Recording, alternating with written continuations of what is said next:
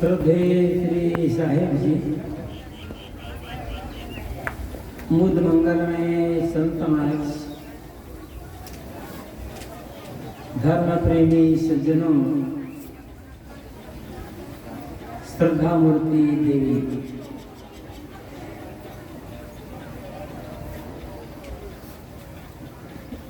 कल आपको बताया गया था कि सेवा सदन जी का शरीर 3 मार्च को शांत हो गया। एक दिन सबके लिए यह स्थिति आना है। सेवा सदन जी जब से इस साधु मार्ग में आए, जैसा उनका नाम है सेवा सदन, शक्ति चले तक वो सेवा करते रहे, घबराए नहीं।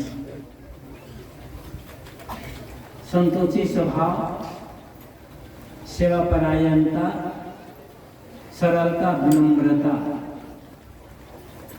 ये गुण उनमें थे जो समान साधु में गुण होना चाहिए। ये गुण उनमें थे। परिवार के लिए कोई मोह नहीं, वैराग भाव, यही तो साधुता है। और ये साधुता का ये मनुष्यता है, ईमानदारी।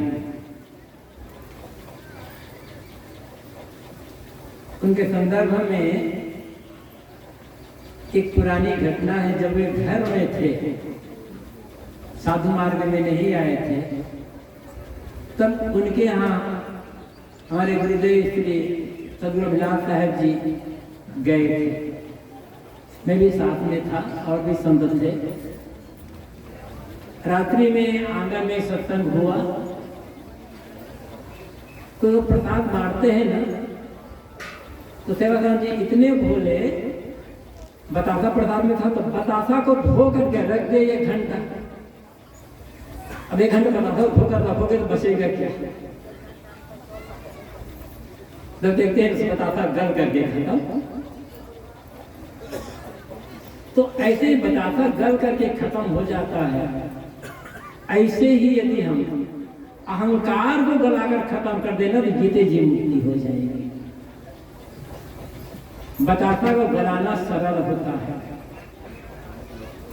कठिन है अपने अहंकार को गलाना। कठिन है अपने मन के स्वार्थ को गलाना। कठिन है अपने गलत स्वभाव को गलाना।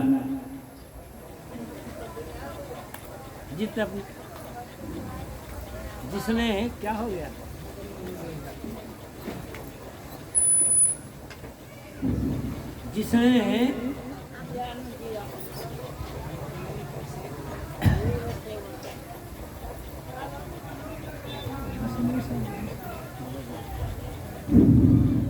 जिसने अपने मन के अहंकार को, स्वार्थ को, क्रोध को, कुटिलता को गला दिया, उससे मन का कैसे होगा? ये जीते जी मुक्ति की पहचान है और हमें यही करना है। सदगुरु कबीर का एक पद है जिसके प्रारंभ की कुछ पंक्तियों पर हम विचार करें। सदगुरु कबीर कहते हैं, सदगुरु शरणे जाए के कामत त्यागिए, भला बुरा कही जाए तो उठ नहीं लागिए, उठ लागे सो रार, रार महान नीच है, जही घट उपजे क्रोध सोई घट नीच है। जो कोई गाली दे तो जवाब मत दीजिए, गल अमृत तेरे पास घोर क्यों ना पीजिए। हम भक्ति करते हैं, सेवा करते हैं, पूजा करते हैं, कसौटी क्या है? लोग अपने को भगत मानते हैं, पुजारी मानते हैं, धार्मिक मानते हैं, सत्संगी मानते हैं, सेवक मानते हैं, साधु और महात्मा मानते हैं। इनकी कसौटी क्या है? कैसे पता चले कि हम पूजा कर रहे हैं, भक्ति कर रहे हैं, साधना कर रहे हैं, सत्संग कर रहे हैं? कोई पहचान है इनकी या नहीं?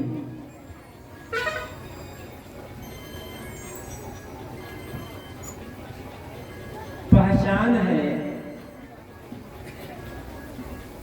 अंदर का जो तामस है, तो तामस का त्याग हो जाना। तामस का अर्थ है अंधकार, मतलब अंदर की अविद्या का अंधकार, अज्ञान का अंधकार।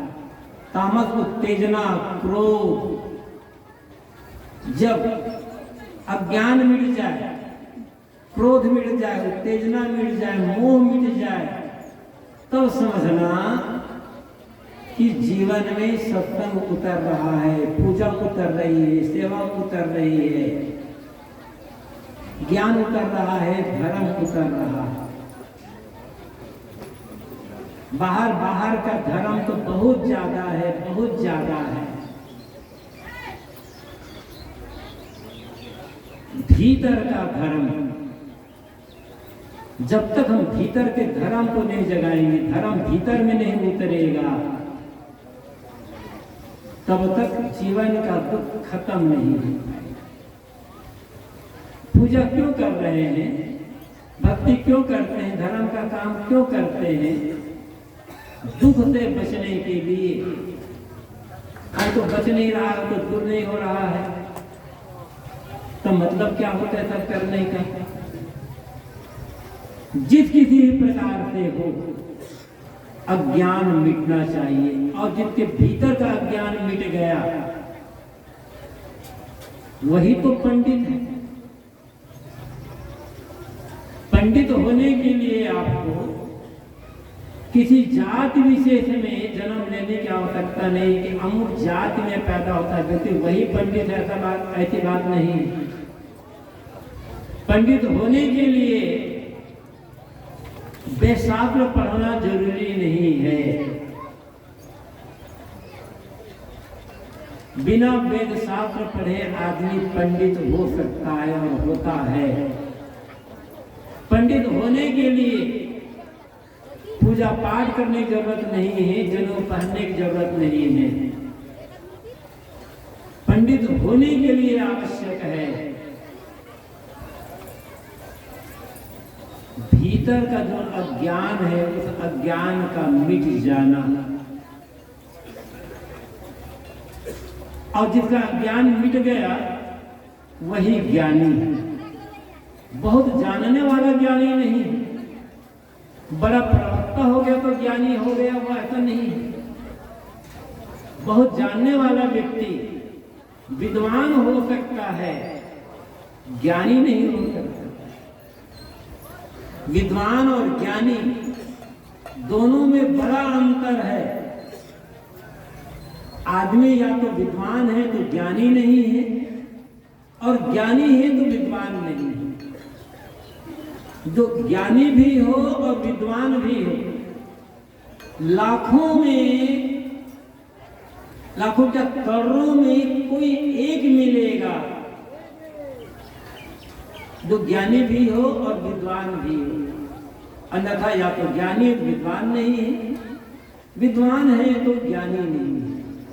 विद्वान होने के लिए आपको स्कूल कॉलेज में जाना पड़ेगा। ज्ञानी होने के लिए स्कूल कॉलेज जाने की आवश्यकता नहीं है। बिना स्कूल कॉलेज गए ज्ञानी हो सकता है आदमी। विद्वान बनने के लिए किताबें पढ़नी पड़ेगी, पुस्तकें पढ़नी पड़ेगी, शास्त्र पढ़ना पड़ेगा। ज्ञानी होने के लिए किताब और शास्त्र पढ़ने की आवश्यकता नहीं है, जीवन को पढ़ना पड़ेगा, अपने मन को पढ़ना पड़ेगा। विद्वान होने के लिए डिग्री की आवश्यकता होती है, ज्ञानी होने के लिए डिग्री की आवश्यकता नहीं होती है।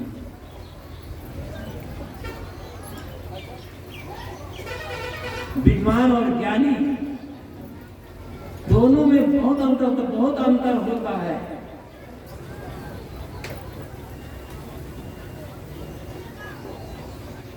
देखें कितने पढ़े लिखे लोगों को अच्छी डिग्रियां उनके पास, बड़ी डिग्रियां उनके पास है, बड़े बड़े पदों में हैं, बड़े अफसर हैं और पता नहीं क्या क्या है। खूब विद्वान है, धारा प्रवाह प्रवचन कर सकते हैं, भाषण कर सकते हैं, किंतु तंबाकू गुटखा खाते हैं, शराब पीते हैं। ज्ञानी नहीं खाएगा। याद रखिए, विद्वान गुटखा खा सकता है, तंबाकू खा सकता है, बीड़ी सिगरेट पी सकता है, शराब पी सकता है। ज्ञानी कभी नहीं खाएगा, कभी नहीं पिएगा। विद्वान गाली दे सकता है, ज्ञानी गाली नहीं देगा। कोई गाली दे रहा है तो समझ लो विद्वान है, ज्ञानी नहीं है। अरे पढ़ा लिखा विद्वान लड़ाई झगड़ा कर सकता है, ज्ञानी लड़ाई झगड़ा नहीं करेगा। विद्वान के चरित्र में गड़बड़ी हो सकती है, ज्ञानी है तो चरित्र में गड़बड़ी नहीं। ज्ञानी वह है जिसका चरित्र में कोई गड़बड़ी ना हो। विद्वान भूत रह सकता है, ज्ञानी भूत नहीं लेगा। विद्वान मिलावटबाजी कर सकता है, कालाबाजारी कर सकता है, गबन घोटाला कर सकता है, ज्ञानी ये सब नहीं करेगा। और जो ज्ञानी हो जाता है वही सच्चा पुजारी है, सच्चा धार्मिक, वही सत्संगी, वही साधु, वही महात्मा। भले वो पढ़ना लिखना ना जानता, भले प्रवचन करना ना आता, इसलिए विद्वान बन पाए या ना बन पाए, ज्ञानी बनने का काम करें। क्योंकि ज्ञानी बनने के लिए जीवन को पढ़ना पड़ेगा, जीवन को शोधना पड़ेगा। सदगुरु कबीर कितने विद्वान थे, कितने शास्त्र पढ़े थे, कौन सी डिग्री उनके पास थी। आजकल के विद्वान लोग जो यूनिवर्सिटी में पढ़ाते हैं कहते हैं कबीर तो पढ़े लिखे नहीं। चलो मान लेते हैं, कबीर विद्वान भले ना रहे हों, कबीर ज्ञानी थे। और ऐसे ज्ञानी थे कबीर जिन्होंने पूरे भारत में तहलका मचा दिया। कबीर जैसा ज्ञानी, नानक जैसा ज्ञानी, रविदास जैसा ज्ञानी, सेना जैसा ज्ञानी यदि हो जाए तो दुनिया का काया पलट हो जाए। दुनिया को विद्वानों की आवश्यकता नहीं है उतनी ज्यादा जितने ज्ञानियों की आवश्यकता है।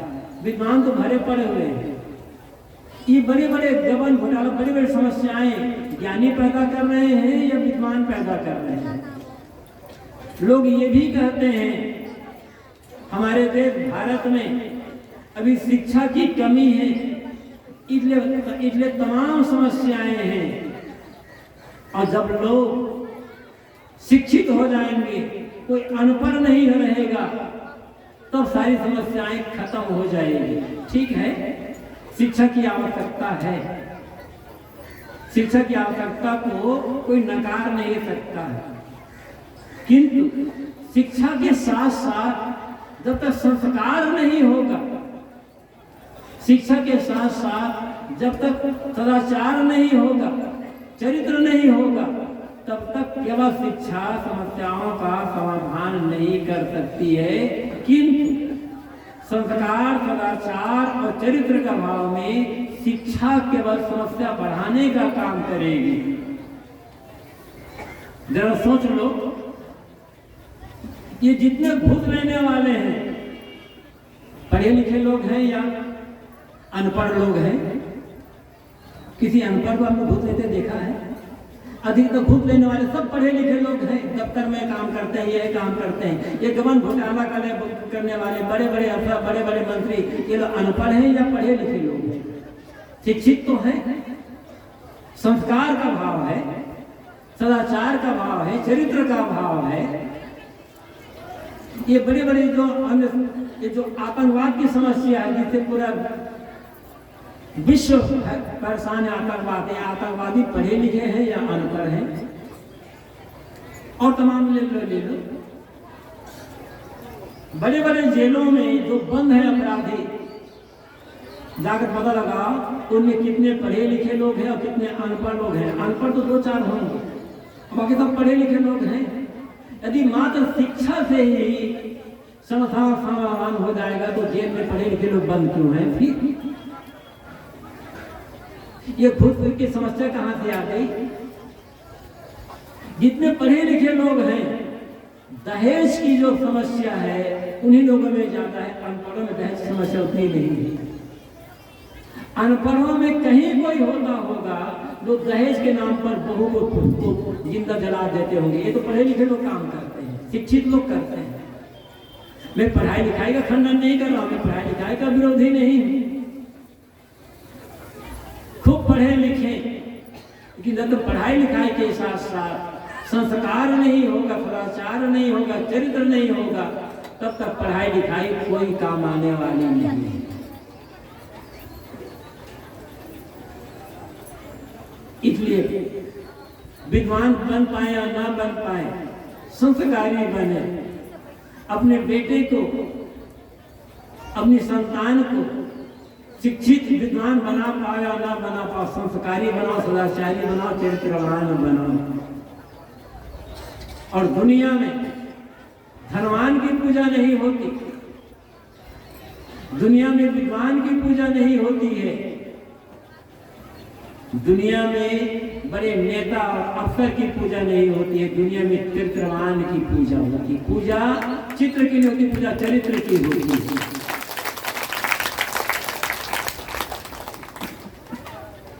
इसलिए शिक्षित तो बने, साथ साथ संस्कारी और चरित्रवान बन जाए, वो ज्ञानी हो जाता है। और ज्ञानी जब हो जाता है, अपना जीवन संवारता है ज्ञानी, और अपने संपर्क से अनेकों का जीवन संवारता है ज्ञानी। कल शाम की मीटिंग में हमारे साथी गुरचंद साहब आपको एक साखी बता रहे थे, संत मिलन को जाइए तज माया अभिमान, जो जो पग आगे धरे कोटिन यज्ञ समान। संतों से मिलने के लिए जाओ, कैसे जाओ? माया और अभिमान को छोड़कर। जब माया अभिमान को छोड़कर संतों से मिलने के लिए जाओगे, जितने कदम रखोगे, प्रत्येक कदम में करोड़ों यज्ञों के का जो फल है वो फल की प्राप्ति होगी। एक महिमा की बात है। तो संतों से मिलने के लिए क्यों जाए? यहां तो कहा गया है कि संतों से मिलने के लिए जाओ। क्यों जाए? प्रश्न ये होता है, संत क्यों जाए? और संत कौन है जिनके हमें मिलने के लिए जाए? माया और अभिमान को छोड़कर संतों से मिलने के लिए जाओ। तो दो प्रश्न यहां खड़े होते हैं, संत कौन है फिर, और संतों से मिलने के लिए क्यों जाए? सफेद कपड़ा पहनने वाला संत है कि लाल कपड़े वाला पहनना वाला संत है कि संत कौन पहचान क्या है? सच यह है, जिसके मन में माया नहीं है, अभिमान नहीं है, वही संत है। साधु कपड़ा पहन लिया तो संत नहीं हो गया। जिसके मन से माया पूरी तरह से निकल गई, माया का मतलब है छल कपट, माया का मतलब है धोखाधड़ी, माया का मतलब है झूठाई, माया का मतलब है लोभ मोह। जिसके मन में छल कपट नहीं है, लोभ मोह नहीं है, अज्ञान अंधकार अहंकार नहीं है, वही तो संत है। और संत कौन? संत वह है जिसका मन शांत है, या जो अपने मन को शांत करने के लिए काम कर रहा है, वो संत है। साधु का कपड़ा तो है, बात बात में लड़ाई, बात बात में झगड़ा, और बस साधु कपड़ा पहन लिए, संत के टाइटल। ये मत समझना कि किसी के नाम के आगे संत लग गए तो संत हो गया, ऐसा नहीं। कितने जो संत हैं जेल में बंद है बेचारे लोग, क्यों बंद है हमें आखिर? किसी ने पूछा, एक व्यंग है, किसी ने पूछा कि भारत को धार्मिक देश कहा जाता है, धर्म प्रधान देश कहा जाता है, क्यों कहा जाता है? अरे भारत धर्म प्रधान देश, उत्तर देश, भारत को धर्म प्रधान देश इसलिए कहते हैं यहाँ जेलों में धर्मात्मा मिलते हैं, इसलिए कहा जाता है। तो धर्मात्मा का यही है कि आप तो टाइटिल धर्मात्मा, टाइटिल है संत की। संत तो जिसके जीवन में उतर जाएगा, धर्म जिसके जीवन में उतर जाएगा, उसे जेल में बंद करने की आवश्यकता क्या पड़ेगी? उसे जेल जाना ही क्यों पड़ेगा? जेल से छुड़ाने वाले के लिए गए हो जेल में बंद, वो बात अलग हो जाएगी। तो संत वह है जिसका मन शांत है या जो अपने मन को शांत करने के लिए काम कर रहा है। ऐसे संत मिलने के लिए जाएंगे, क्यों? इसलिए कि हमें भी अपने मन को शांत करना है। धनवान के पास जाओगे तो धन मिलेगा, विद्वान के पास जाओगे तो विद्या मिलेगी। किसी वकील के पास बराबर बैठोगे तो वकील के पास बैठते बैठते आपको वकालत का, कानून का ज्ञान होता चला जाएगा, धीरे कुछ थोड़ा बहुत। किसी डॉक्टर के पास बराबर बैठोगे और डॉक्टर की बातों को बराबर सुनते रहोगे, देखते रहोगे, तो धीरे धीरे आपको दवाई का ज्ञान हो जाएगा, कुछ रोग का ज्ञान हो जाएगा, कुछ निदान का ज्ञान हो जाएगा। पानी के पास बैठो, अपने आप शीतलता मिलेगी।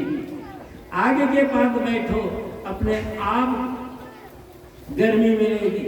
ऐसी ही जिसका मन शांत है, जिसका जीवन शांत है, जिसका चरित्र उज्ज्वल है, ऐसे संत के पास जब बैठोगे तो धीरे धीरे उनकी रहनी से, उनके आचरण से, उनके आदर्श से, उनके संपर्क से, उनकी वाणी से हमारा मन भी शांत होता चला जाएगा। इसलिए संतों से मिलने के लिए जाना है। संतों से मिलने के लिए जाना है तो आशीर्वाद देने के लिए नहीं जाना है कि गुरु जी आशीर्वाद दे देंगे तो हमारा सारा काम बन जाएगा। इसके लिए आपको काम करना है।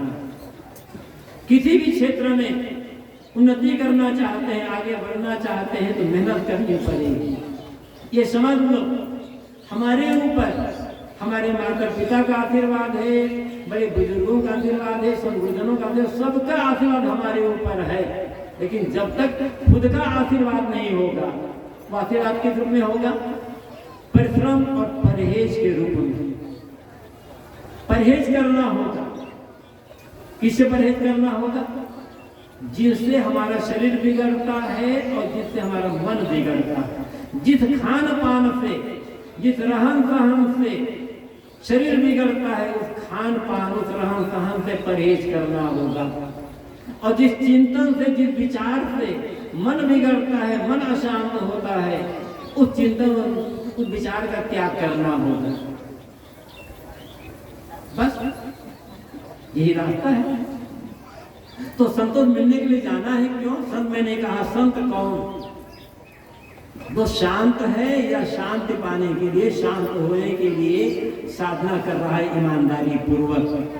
और जिसके मन में माया नहीं है, अहंकार की अशांति का कारण माया और अहंकार। जितना अहंकार होगा उतना भीतर अशांति होगी, जितना माया होगी उतने भीतर उद्वेग होगा।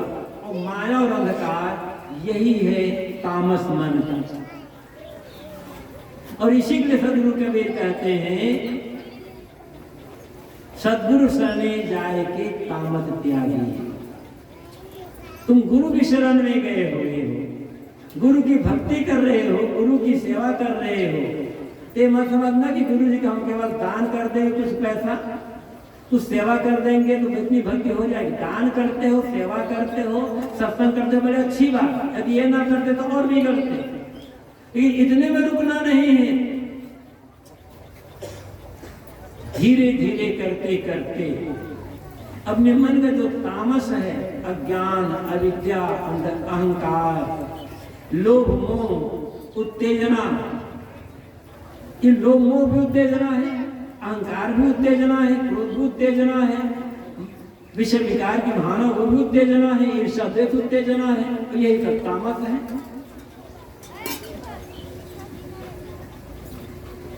और यही सब भजन भक्ति का फल होता है।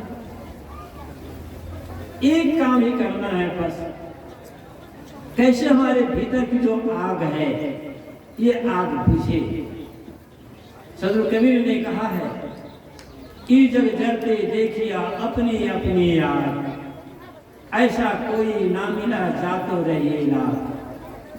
साहब कहते हैं मैं देखता हूं कि दुनिया के सभी लोग अपनी अपनी आग में जल रहे हैं, ऐसा कोई नहीं मिलता है जिसके पास जाकर के इस आग से जलने से बचा जा सके।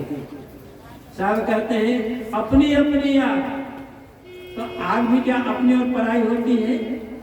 बाहर की जो आग होती है ना अपनी होती है पराई होती है, वो तो केवल आग होती है। और बाहर की आग में कभी कभार कोई जल जाता है, कभी दुकान में आग लग गई, मकान में आग लग गई, या फैक्ट्री में आग लग गई, कभी खेत खलिहान में आग लग गई, तो नुकसान होता है चीजों का। कभी कभार कोई जलता है, लेकिन साहब कहते हैं अपनी अपनी आग, ये जिस आग में हर आदमी जल रहा है वो आग अपनी अपनी है और खुद की लगाई हुई है। क्रोध की आग, वासना की आग, ईर्ष्या की आग, द्वेष की आग, घृणा की आग, बैर विरोध की आग, मोह की आग, अहंकार की आग, यही आग तो जल रही है हर आदमी के भीतर। इसी से तो हर आदमी परेशान हो रहा है। और जिनकी ये आग बुझ चुकी है वही संत है। अभी बुझी नहीं है पूरी, किंतु ईमानदारी पूर्वक सेवा भक्ति साधना करते हुए त्याग बैराग के रास्ते पर चलकर आग बुझाने का काम कर रहा है, वो भी संत है। और ऐसे संत के पास जब हम जाएंगे तो हमें भी अपनी आग को बुझाने के लिए रास्ता मिलेगा। साहब कहते हैं इसलिए साधु विरच सद ज्ञान फल शीतल शब्द विचार, जगमा होते साधु नहीं जरी मरता संसार। साधु वृक्ष है, चलता फिरता वृक्ष। ये बाहर के जो वृक्ष हैं गाछ,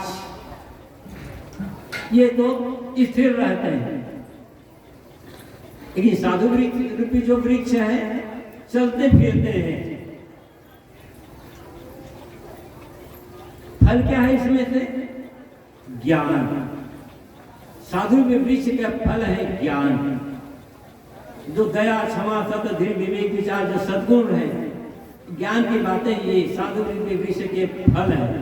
किसी फल के पास हम जाएं, नहीं किसी वृक्ष के पास जाएं, वहां से सुंदर सुंदर मीठे मीठे फल लगे हों, भूख लगी है कोई फल खा लो, तृप्ति हो जाएगी। ऐसे ही जब जीवन में ज्ञान रूपी फल आ जाता है, सद्गुरु के फल आ जाते हैं, तो मन की भूख मिट जाती है।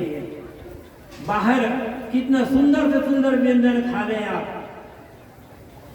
एक से एक व्यंजन बनाते हैं, लोग खाते हैं, उससे पेट की भूख दूर हो सकती है, किंतु कितना सुंदर सुंदर व्यंजन खा लो, मन की भूख दूर नहीं होगी। मन की भूख तभी दूर होगी, मन की तृप्ति तभी होगी जब सच्चा बोध मिलेगा, सच्चा ज्ञान मिलेगा, और जब जीवन में सदाचार रूपी भोजन मिलेगा, तब जब सद्गुण आ जाएंगे तब मन की भूख दूर होगी। कहाँ मिलेंगे? साधु के वृक्ष से मिलेगा। किसी अन्य पेड़ में ये ज्ञान के फल नहीं फलते हैं, दया क्षमा सद्गुण विचार के फल नहीं फलते, ये फल तो फलते हैं साधु के वृक्ष में। जो कहते हैं साधु विरसद ज्ञान फल शीतल शब्द विचार। जैसे बड़े पेड़ों से हमें छाया मिलती है, गर्मी के दिन दोपहर का समय लू चल रही है, रात चल रहे हो, बाहर ऊपर की गर्मी से नीचे की गर्मी से शरीर तप रहा है, पसीना लगभग, एक पेड़ मिला घनी छाया वाला, छाया में बैठ गए, कितनी शांति मिली। साहब कहते हैं जो साधु द्वारा, गुरु द्वारा निर्णय विचार के शब्द मिलते हैं कि वो छाया है, निर्णय विचार की छाया है। मैंने कल शाम कहा था, जब हम निर्णय को जान लेते हैं तो भूल भ्रम विश्वास चमत्कार ये सब दूर हो जाते हैं और भीतर की गर्मी शांत व शीतलता का अनुभव होता है। कहा कहते हैं ऐसे सद्ज्ञान रूपी फल और शीतल विचार रूपी शीतल छाया देने वाले साधु संसार में नहीं होते तो संसार के लोग अपनी अपनी आग में जल करके राख हो गए होते। इसी आग को बुझाना साधु और गुरु की भक्ति करने का, उपासना करने का फल होता है। कि सद्गुरु कबीर कहते हैं कि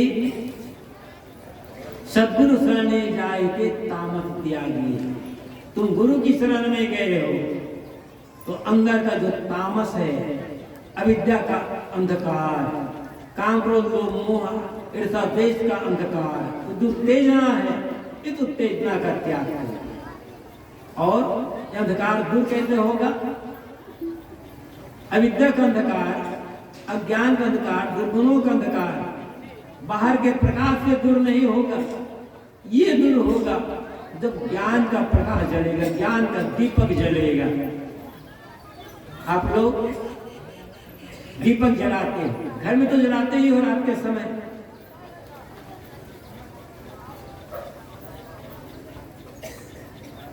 मंदिरों में जाते हो और मंदिर में दिया जलाते हैं। घर के कोने में लोग मंदिर बना लेते हैं, वहां दिया जलाते हैं। एक तुलसी चौरा बना लेते हैं, वहां दिया जलाते हैं। देहरी पर दिया जलाते हैं। जब सभी जगह प्रकाश जल रहा है, दिए बत्ती अगर बिजली का जमाना है, प्रकाश से पूरा घर भरा हुआ है, तो मंदिर में एक छोटी सी दिया जलाने की आवश्यकता क्या है? कभी विचारते हो? रोज तो जलाते हो दिया। जब तुम्हारे घर में ट्यूबलाइट है, बल्ब है, बिजली आ रही है, पूरा प्रकाश से मकान जगमगा जा रहा है, एक छोटे से मिट्टी की दिया जलाने की आवश्यकता क्या पड़ेगी? वो भी रात में जलाते बात समझ में आती, दिन में जला रहे हो जब सूरज भी निकल चुका है।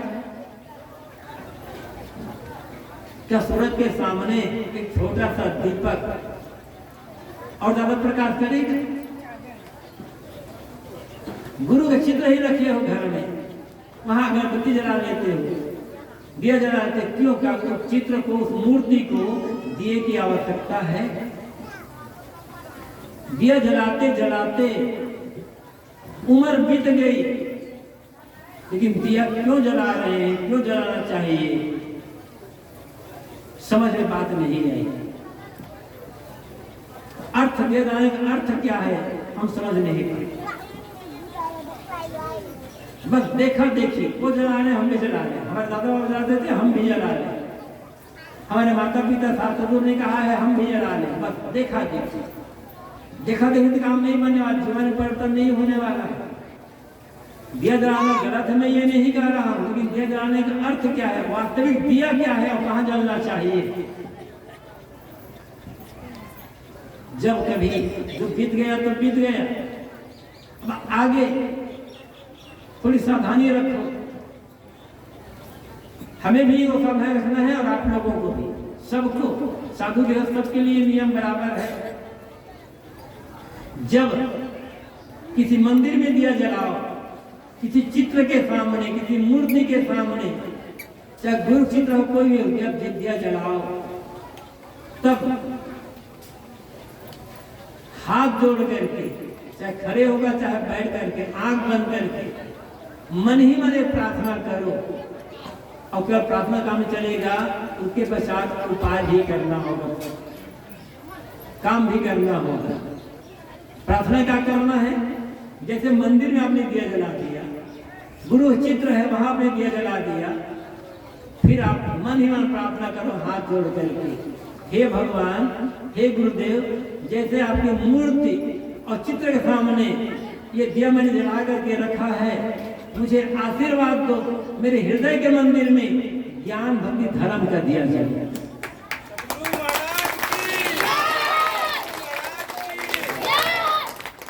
और जिस दिन हृदय मंदिर में ज्ञान बुद्धि धर्म का दिया जाएगा, सारा दुख खत्म हो जाएगा।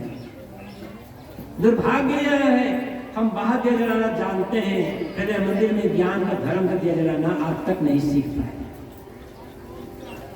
और जब तक हृदय मंदिर में ज्ञान का, धर्म का, भक्ति का, प्रेम का दिया नहीं जलेगा, जिंदगी दिया जलाते रहोगे दुखी से दुखी, परिवर्तन नहीं आ पाएगा। आप दिया जलाना चाहो, लेकिन रोज अभ्यास करो, मेरे भीतर में ज्ञान का, धर्म का दिया कैसे जले, प्रेम का दिया कैसे जले। यही गुरु की भक्ति करने का फल होता है, यही गुरु की सेवा करने का फल होता है, गुरु से दीक्षा लेने का, ज्ञान लेने का यही फल होता है। साहब कहते हैं ना, सद्गुरु शरणे जाएगी तामस त्यागी। गुरु की शरण में जा रहे हो तो यह अंधकार का त्याग करो, क्योंकि भीतर अंधकार है, बाहर तो प्रकाश है, बाहर प्रकाश में कोई कमी नहीं है, कमी है भीतर। फिर कहते हैं, भला बुरा कही जाए तो उठ नहीं लागे। कोई तुम्हें भला बुरा कह दे तो उठ करके लोगों मत। ये दुनिया है, कितनी जबान को अब बंद करोगे? अपनी जबान बंद करके रखो बस। कोई तुम्हें गाली देता है, परिनिंदा करता है, चुगली करता है, करने दो, शांत रहना सीखो, अपने मन को धैर्यवान बना करके रखो, सब काम होता रहेगा, सब काम। एक बात और कह दो, गुरु के पास जाए तामस त्यागना है। एक बात और, आप लोग समय समय से व्रत करते होंगे। आज शनिवार आज भी बहुत लोग व्रत करते होंगे, हनुमान जी के नाम पर, शनि देवता के नाम पर, कोई महादेव के नाम पर, कोई मंगलवार को व्रत करता है, कोई गुरुवार को व्रत करता है, कोई सोमवार को व्रत करता है, जन्माष्टमी को, रामनवमी को, एकादशी को लोग व्रत करते हैं, कोई लोग, कई पंथी लोग पूर्णिमा को, 14 को व्रत करते हैं। ये व्रत का अर्थ क्या है? कि केवल भोजन न करने से धर्म का काम हो जाएगा? व्रत के दिन हम भोजन नहीं करते हैं, अन्न नहीं खाते हैं, तो क्या पुण्य का काम हो जाएगा? बहुत तो व्रत कर लिए, अनेक एकादशी को व्रत कर लिए, अनेक पूर्णिमा और चौदस को व्रत कर लिए, अनेक शनिवार मंगलवार को व्रत कर लिए, सोमवार और गुरुवार को व्रत कर लिए। कितना धर्म बढ़ा आपका, कितना पुण्य बढ़ा? और धर्म बढ़ा, पुण्य बढ़ा है, मन में शांति कितनी आई, दुख कितना घटा, परिवार का कलह कितना घटा। सोचिए, विचारिए। यदि व्रत करते करते धर्म बढ़ता है, पुण्य बढ़ता है, तो कम से कम मन का कला, भीतर का कला और बाहर परिवार का कला, ये तो खत्म हो गया होता है ना। दुख तो खत्म हो गया होता, ज्ञान की ज्योति जल गई होती, ऐसा तो नहीं हुआ। असली व्रत क्या है ये समझना होगा, और किस व्रत के करने से धर्म बढ़ेगा, किस व्रत करने से पुण्य बढ़ेगा, ये सोचना पड़ेगा। भूखे रहना कोई धर्म का काम नहीं है। ये देवियां बहुत व्रत रहती है, देवता लोग तो कम व्रत रहते हैं, इनके लिए तो तमाम व्रत, ये व्रत वो व्रत वो व्रत, पता नहीं कौन कौन से व्रत। लेकिन जो व्रत करना चाहिए वो व्रत नहीं हो पाता है। तो भूखे रहने मात्र से धर्म नहीं होगा, पुण्य का काम नहीं होगा, कोई भगवान खुश नहीं हो जाएगा, कोई देवता खुश नहीं हो जाएगा। व्रत करना है तो असली व्रत को समझना होगा हम, लेकिन असली व्रत को न हम समझते हैं, न लोग हमें बताते हैं। खाली कहते हैं यह व्रत रहना, ऐसी पूजा कर लेना, इतना पंडित जी को, पुरोहित को दक्षिणा दे देना। दक्षिणा का लोग सब जगह से ज्यादा है, हर जगह। वो भी पंडित जो पुरोहित जी को दक्षिणा देते हैं। उनका तो पुण्य बढ़ता चला जा रहा है, क्योंकि 10 आदमी दक्षिणा मिल गया, महीने भर का काम हो गया उनका पूरा, वो व्रत नहीं आना है। तुम्हारा क्या फर्क है?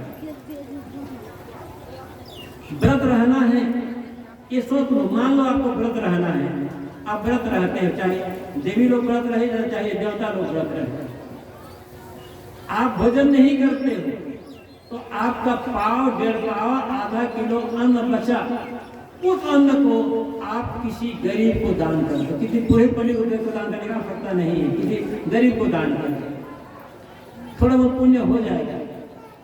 जिनका पेट भरा हुआ है तो खिलाने से पुण्य कहाँ होगा? जिनका जो खाली पेट है उनको खिलाओ ना, पुण्य हो जाएगा, वहां दान करो। और असली व्रत तो करते हैं लोग, यहां भी लोग बैठे होंगे, कोई व्रत कर लिया मतलब आज भोजन नहीं करना है, भोजन तो छोड़ दिए। तंबाकू कितनी बार छोड़ते हैं बताओ तो? व्रत भोजन तो नहीं करेंगे, लगा लगा तंबाकू खाते जा रहे हैं, खाते चले जा रहे हैं। कौन सा व्रत हो रहा है भाई? व्रत भी कर रहे हैं महाराज, आप तो हमारा व्रत है, दिन भर में 20 बीड़ी फूक डाले बैठे बैठे, ये कौन सा व्रत हो गया? वो तंबाकू छोड़ दो, व्रत हो गया। वो बीड़ी पीना छोड़ दो, व्रत हो गया। मैं कहा करता हूं 4-5 वर्ष बाद पहले की बात, उत्तर प्रदेश में था, अयोध्या से उत्तर, बैसाख जेठ का महीना था, एक आश्रम में सत्संग कार्यक्रम था। मैं भोजन कर चुका था, अपने आश्रम में बैठा था, 1:30-2 बज रहे थे। कई लोग बैठे थे, बात हो रही थी, तुम लोग जाओ, मुझे आराम करना है, फिर थोड़ी देर में सत्संग में जाना है। सब लोग चले गए, एक पति पत्नी बैठे रह गए। देखो तुम लोग भी जाओ, तो कह गुरुजी हमारे परिवार में जितने भी लोग हैं सब बड़े गुरुजी से, मतलब हमारे गुरुदेव जी लेके उनके दीक्षित हुए। हम दोनों पति पत्नी दीक्षा नहीं लिए हैं, हम लोग दीक्षा लेने के लिए आए हैं। नहीं कहा अभी मुझे आराम करना है, तुम लोग जाओ, फिर 4-5 बजे के बाद आना। तो लोग क्या कहते हैं, अब बैसाख जेठ का महीना, कहते गुरुजी जब तक दीक्षा नहीं मिलेगी, दीक्षा नहीं ले लेंगे तब तक भोजन नहीं करेंगे। ये भी बड़ा गड़बड़ है। 5 बजे तक भूखे रहो तो क्या मुझे ही पाप ना लग जाए? नहीं कहा कि आप 2 बज रहे थे, तो भोजन नहीं किया हो कि भोजन नहीं करेंगे। अच्छा दीक्षा नहीं होता तो जब तक दीक्षा नहीं होता तो भोजन नहीं करेंगे हम लोग। तो मैंने उस पुरुष से कहा तुम्हारे दांत काले हैं, दिखाई पड़ते हैं, तंबाकू खाते हैं? हाँ गुरुजी खाते हैं। कितनी बार तंबाकू खाया? गुरुजी अभी तक 5 बार तंबाकू खा चुका हूँ। भोजन नहीं किया, दीक्षा लेने के आए हैं, तब 5 बार तंबाकू खाए हैं। मैं कहा तुम तंबाकू ना खाते, 5 बार खाना खाली हो गया ना तो तुम्हारा व्रत पूरा हो गया। ये कौन सा व्रत है? झूठा व्रत, धोखा। व्रत करना है आपको ना, तो स्त्री, साधु, गृहस्थ, स्त्री, पुरुष, बूढ़ा, जवान, हर आदमी को व्रत करना है। रोज व्रत करो, रोज व्रत करो, रोज व्रत करो। और रोज व्रत करोगे तो अपने आप धर्म बढ़ेगा, अपने आप पुण्य की वृद्धि होगी। आप कहोगे कि गुरुजी जब रोज व्रत करेंगे तो खेती किसानी घर गृहस्थी का काम कैसे चलेगा?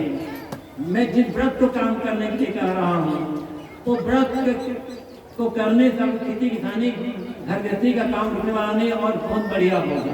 कैसे व्रत करना है आपको? जैसे दिन आप व्रत करते हो उस दिन भोजन नहीं करते, खाना नहीं खाते, तो सुबह उठो और बिस्तर पर बैठो।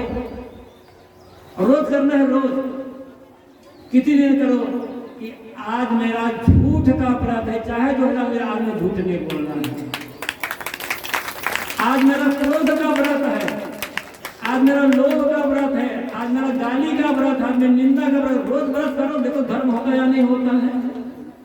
कभी आपने इस ढंग का व्रत किया है? किसी गुरु ने बताया आपको? व्रत करना है तो झूठ का, गाली का, निंदा का, ईर्ष्या का, लोभ का, मोह का, क्रोध का, वैर विरोध का, इनका व्रत करो रोज। और फिर देखो जीवन में कितना धर्म बढ़ता है, कितना पुण्य बढ़ता है। इतने सुखी हो जाएंगे, भीतर सुखी बाहर सुखी, परिवार में शांति, मन में शांति। ये है व्रत करने का फल और यही है गुरु की भक्ति करने का फल, यही है धर्म करने का फल। अब ये हम काम नहीं कर पाते। इन सदगुरु कबीर कहते हैं सदगुरु शरण जाए के तामस त्यागिए। तुम गुरु की शरण में जा रहे हो, गुरु की सेवा भक्ति कर रहे हो, धर्म का काम करते हो, तो अंदर जो तामत है, वास्तविक व्रत को समझ करके ये अज्ञान, विद्या, आदत का जो अहंकार है, अंधकार से दूर कर दो, तब कल्याण का काम, तब धर्म हो जाएगा। जो झूठ नहीं बोलता, गाली नहीं देता, निंदा नहीं करता, ईर्ष्या नहीं करता, छल कपट नहीं करता, बेईमानी बदमाशी नहीं करता, लड़ाई झगड़ा नहीं करता, वैर विरोध नहीं करता, वही तो पुजारी है, वही तो धार्मिक है, वही तो सत्संगी है, वही तो भगत है। बाकी सब तो अब दो शब्द कहना चाहो करेंगे, सब दिखावा, ऊपर ऊपर में हम भटक चुके हैं। और ऊपर से काम नहीं होगा जब तक जीवन नहीं बदलेगा, जब तक मन नहीं बदलेगा। दूसरी बात सदगुरु कबीर कहते हैं भला बुरा कही जाए तो उठ नहीं लागे। कोई तुम्हें भला बुरा कह देता है तो उठ करके लोगों में, मतलब कोई तुम्हारी निंदा करता है, तुम्हारी बुराई करता है, तुम्हारी आलोचना कर, तुम्हारा अपमान करता है, तो तुम भी वैसा मत करो। निंदा को उत्तर निंदा से मत दो, अपमान को उत्तर अपमान से मत दो। इससे तो और विवाद बढ़ेगा, कला बढ़ेगा, क्योंकि उठ लागे तो रात आप कहते हैं, उठ करके लगोगे व्रत दान कर रहा, तुम व्रत दान करोगे तो रात बढ़ेगा, झगड़ा बढ़ेगा। इसलिए निंदा को उत्तर निंदा से नहीं, क्रोध का उत्तर क्रोध से नहीं, अपमान का उत्तर अपमान से नहीं, ईर्ष्या का उत्तर ईर्ष्या से नहीं। या तो निंदा का, अपमान का, गाली का, क्रोध का उत्तर ही मत दो, मौन रहो। उत्तर देना ही है तो क्या उत्तर देना है, पहले ये सोच लेना। हम करते क्या है, किसी ने हमारी बुराई की, हम भी बुराई करने लग गए। किसी ने हम पर क्रोध किया, हम भी क्रोध करने लग गए। किसी ने हमारी बुराई करते, निंदा करते, हम वैसा करने लग गए। ये तो कोई मतलब नहीं हुआ ना। फिर पहचान क्या होगी, होगी हम धार्मिक है, भगत है, सत्संगी है। उत्तर देना निंदा का उत्तर प्रशंसा से दो, अपमान का उत्तर सम्मान से दो, ईर्ष्या का उत्तर प्रेम से दो, क्रोध का उत्तर क्षमा से दो। फिर देखो जीवन बनता रहता है। यही है शांति का रास्ता, यही है कल्याण का रास्ता। निंदा को उत्तर निंदा से देते रहोगे, क्रोध को उत्तर क्रोध से देते रहोगे, बैर को उत्तर बैर से देते रहोगे, जिंदगी उलझ करके रह जाएगी। नरक के अलावा कुछ मिलेगा नहीं। आज तक क्या भोगते आए, नरक ही तो भोगते आ रहे हैं। रास्ता बदलना होगा। जिस रास्ते पर आप तक चलते आए हैं, पहुंचे कहाँ है, जरा सोचो तो भला। जो रास्ता हमें हमारी मंजिल तक नहीं पहुंचा सकता, अब उस रास्ते में चलने से क्या फर्क होता है। छोड़ना होगा वो रास्ता, अभी सही रास्ता चुनाव करना होगा। अब वो रास्ता यही है, क्रोध का उत्तर क्षमा से दो, बैर का उत्तर प्रेम से दो, ईर्ष्या का उत्तर प्रेम से दो, ऐसे ही निंदा का उत्तर प्रशंसा से दो, बुराई का उत्तर अच्छाई से दो, अपमान का उत्तर सम्मान से दो। तब वो सोचेगा मैं जिसकी निंदा करता हूँ ये मेरी प्रशंसा करता है, कभी गुस्सा नहीं होता, तब वो सोचेगा। सदगुरु कबीर कहते हैं भला बुरा कही जाए तो उठ नहीं लागे, उठ लागे तो रार महान नीच है, जे घट ऊंचे क्रोध कोई घट नीच है। जब जब तुम कला में पढ़ोगे तो विवाद बढ़ेगा, झगड़ा बढ़ेगा, और झगड़ा कर करके आज तक कोई शांत नहीं हुआ। लड़ करके आज तक कोई धर्म समझ नहीं सका।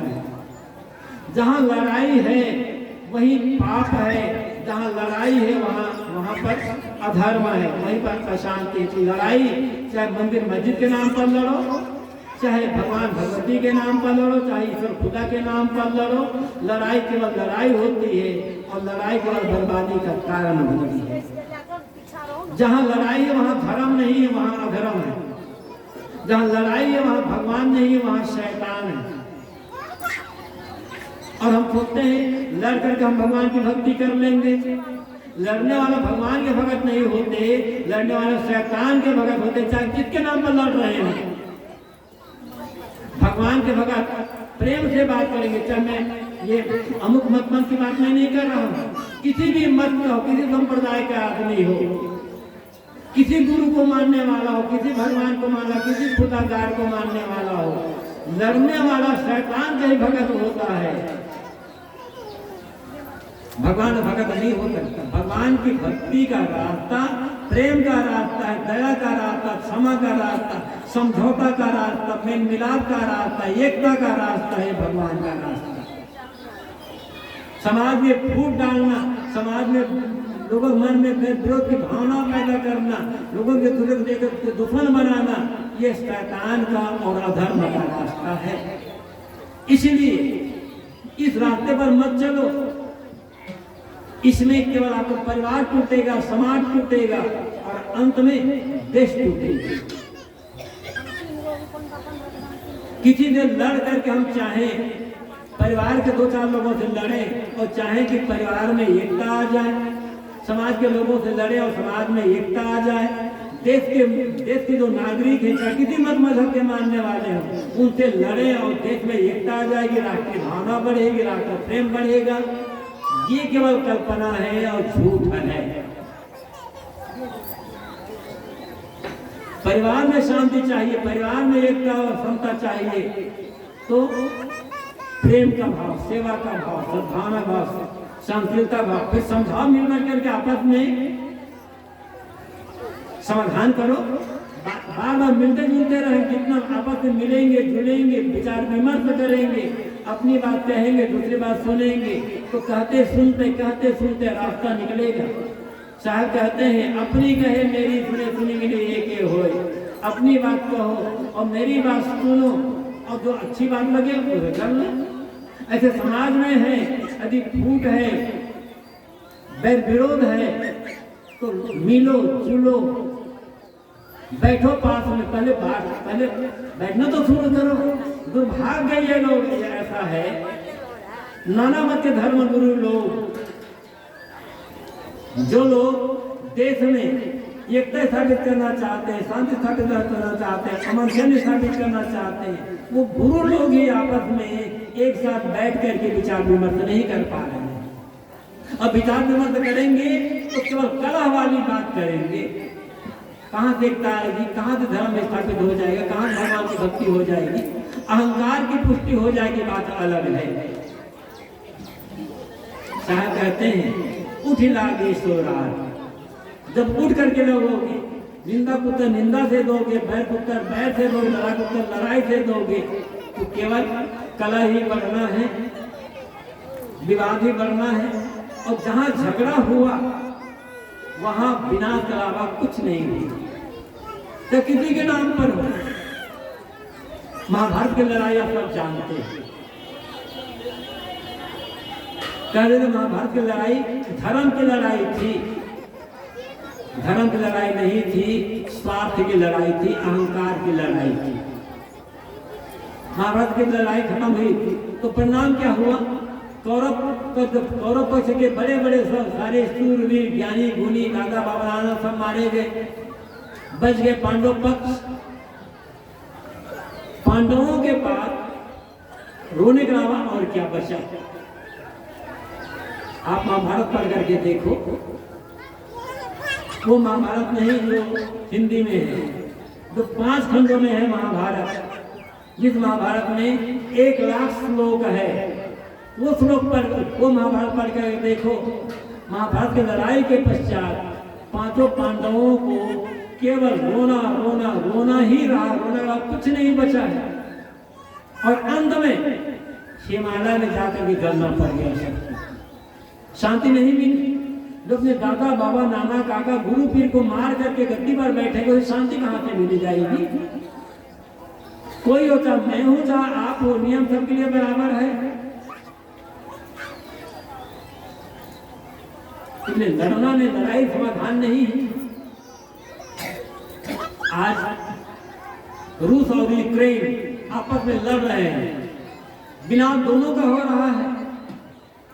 रूस इतना बड़ा शक्तिशाली देश, यूक्रेन एक छोटा सा राष्ट्र, लेकिन दो उत्तर दे रहा है। अंत में क्या हो रहा है?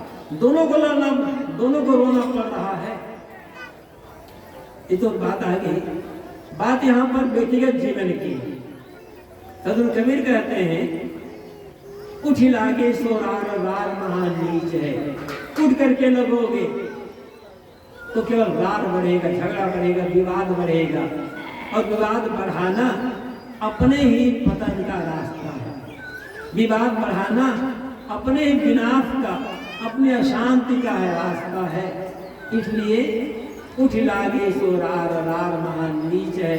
यही घट उपजे क्रोध सोई घट नीचे। कहते जब जब तुम्हारे घट अंतःकरण में, तुम्हारे मन में क्रोध की भावना आती है, ईर्ष्या और द्वेष की भावना आती है, तब तब तुम्हारी ज्ञान की, तुम्हारे धर्म की, तुम्हारी भक्ति की मौत हो जाती है, तुम्हारे अध्यात्म की मौत हो जाती है। शरीर की मौत हो या मत हो, जब हमारे मन में ईर्ष्या आती है, द्वेष आता है, घृणा आती है, क्रोध आता है किसी व्यक्ति के लिए, तब हमारे भीतर का ज्ञान मर जाता है, ध्यान मर जाता है, भक्ति और धर्म सब मर जाते हैं। जिसका ज्ञान मर गया, जिसकी भक्ति मर गई, जिसकी शांति मर गई, फिर व्यक्ति का बचा क्या? बाहर किसके पास क्या है, ये कोई बड़ा महत्वपूर्ण नहीं है। महत्वपूर्ण यह है कि भीतर हमारा दबा वास्तविक धन क्या है। भीतर का धन सुरक्षित रहना चाहिए। आत्म धन, शांति धन, प्रेम का धन, राम धन हमारा असली धन है। और लड़ लड़ करके इस राम धन को कोई पा नहीं सकता है। ये राम धन ऐसा धन है जिस धन की आवश्यकता गरीब को भी है और धनवान को भी है, साधु को भी है, गृहस्थ को भी, स्त्री को भी है और पुरुष को भी है। इस राम धन के बिना, इस राम धन को आप आत्म धन कह लो। ये राम धन और आत्म धन हमारा असली धन है। ये कैसे आएगा? सहनशीलता से धन मिलेगा, प्रेम से धन मिलेगा, मेल मिलाप से धन मिलेगा, साधना से धन मिलेगा। लड़ करके राम धन को कोई समझ नहीं सकता, आत्म धन को समझ नहीं सकता। इसलिए राम धन असली धन, और विवादी आदमी इस राम धन को समझ नहीं सकता। कितना बड़ा विद्वान क्यों ना हो, कितना बड़ा अफसर, कितना बड़ा नेता, कितना बड़ा मंत्री, कितने बड़े गुरु, कितने बड़े महात्मा, कितने बड़े महामंडलेश्वर क्यों ना हो, जो लड़ रहा है वो राम धन को, परमात्मा धन को, आत्म धन को समझ नहीं सकता है।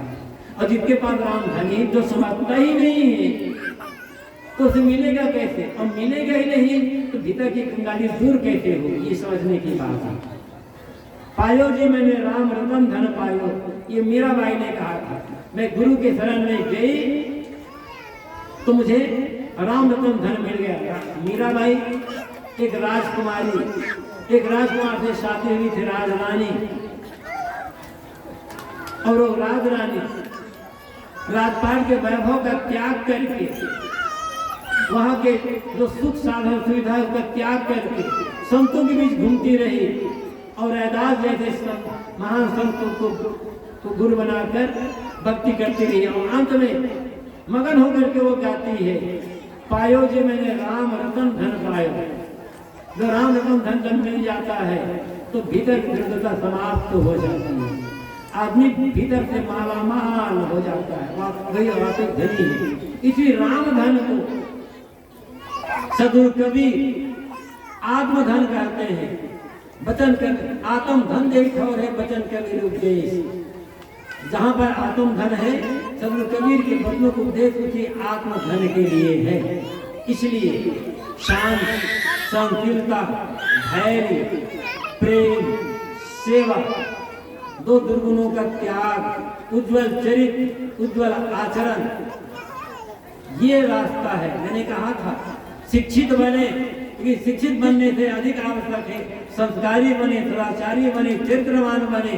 जब चरित्र बढ़ेगा, संस्कार बढ़, सदाचार बढ़ेगा, तब हम राम धन को, आत्मधन को समझ लेंगे।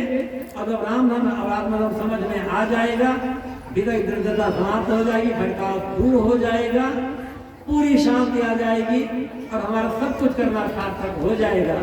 इसी राम धन और आत्मधन को पाने के लिए ही ये मानव जीवन मिला है। उसी के सत्संग भक्ति की आवश्यकता है। संतों संगति करते हुए, भक्ति करते हुए, सेवा करते हुए, अपने दो गुणों का त्याग करके संस्कार, सदाचार और चरित्र को महान बनाकर उस राम धन को पा करके वो सभी लोग आत्मधन के धनी बने और इस जीवन को सार्थक और कृतार्थ बनाए। इन शुभकामनाओं के साथ इस समय अपने वाणी को यही विराम देंगे। बोलिए सतगुरु देव की जय, सतगुरु देव की जय। अभी हम सब मानवतावादी